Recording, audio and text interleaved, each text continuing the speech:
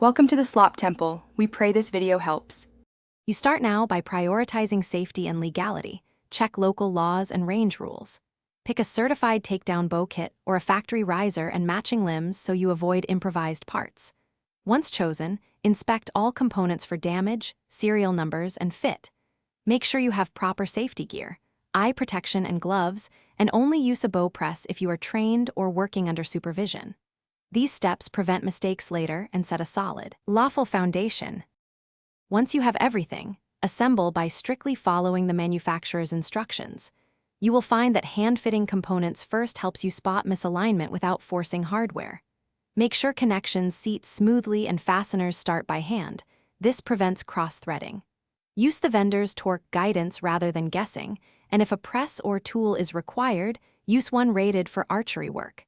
If anything feels wrong, pause and review the guide. Rushing the core steps creates safety hazards and inconsistent performance. Finish by doing a thorough pre-shot safety checklist. Verify limb alignment, string seating, correct knock point, and safe clearances. Once done, perform initial tuning at a range with conservative draw weight, make incremental adjustments, and make sure the bow behaves predictably.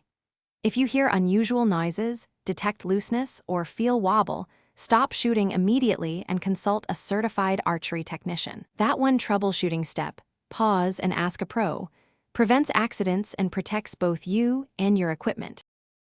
Thanks for watching. Consider subscribing if we helped you.